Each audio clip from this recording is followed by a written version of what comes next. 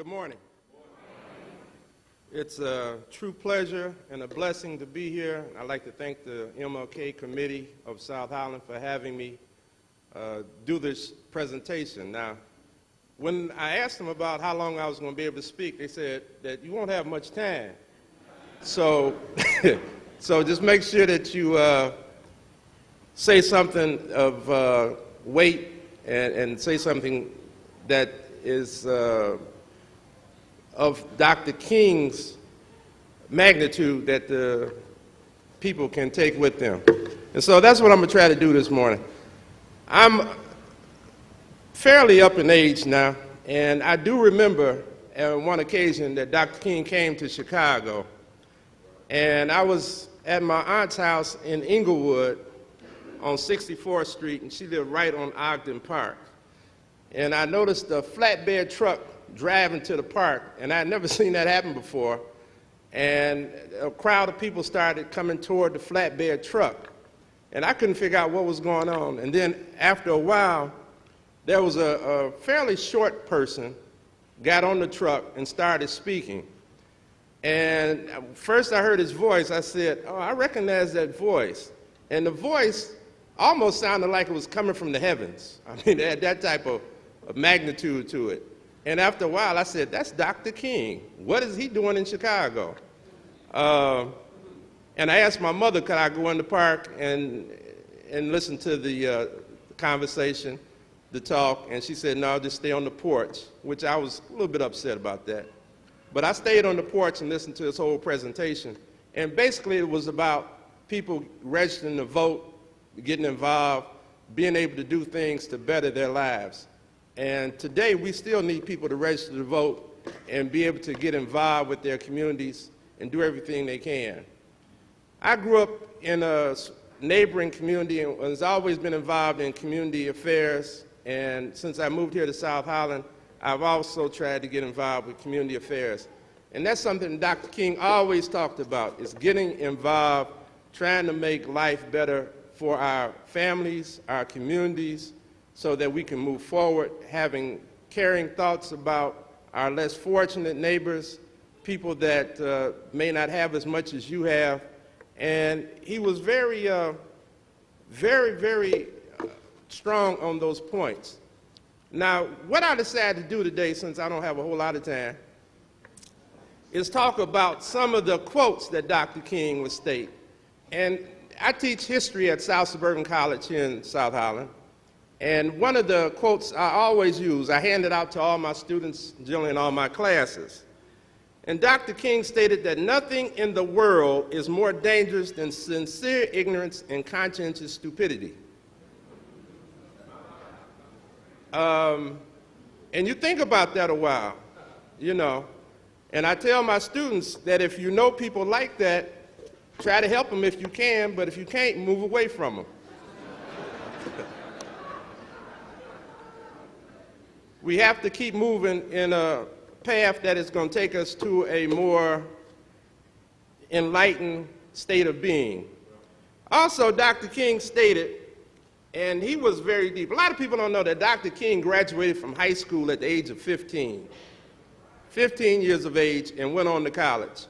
And he was a very intelligent young man. One of the things he stated about the United States of America was that a nation that continues to spend year after year to spend more money on military defense than on programs of social uplift is approaching spiritual death. And that's something that we need to think about and need to let our representatives know how we feel. And, you know, ask questions, do we necessarily need to spend as much money as we do on defense? Defense is the biggest part of the budget that the United States government expends money on. Dr. King stated, as long as the mind is enslaved, the body can never be free. Psychological freedom and a firm sense of self-esteem is the most powerful weapon against the long night of physical slavery.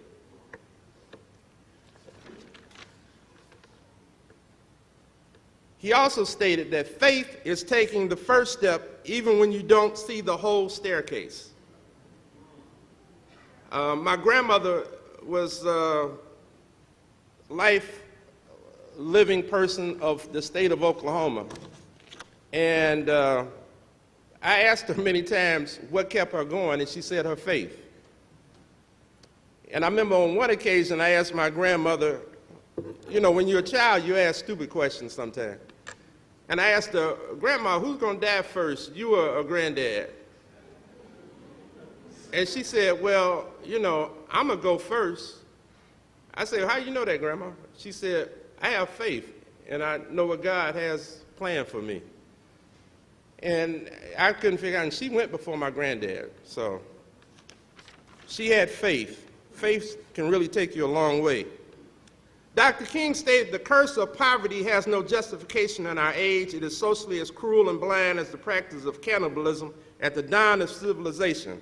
The time has come for us to civilize ourselves by the total, direct, and immediate abolition of poverty. And he would state many times that it was very cruel and strange for the wealthiest country in the world to have people go to bed at night hungry. The question is not whether we will be extremists, but what kind of extremists we will be. The nation and the world are in dire need of creative extremists. Dr. King also stated the time is always right to do what is right. In the end, we will remember not the words of our enemies, but the silence of our friends.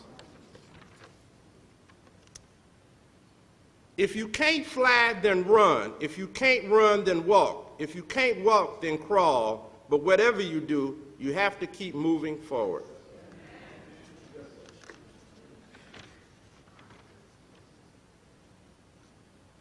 Did I say this? The time is always right to do what is right. All right, Dr. King. And looking at violence, not only violence here in the United States, but violence internationally, it's always good to look back on Dr. King, who had words about what violence could do. And he stated, we must learn to live together as brothers, or we will perish together as fools. And so Dr. King, he left us with a message of love.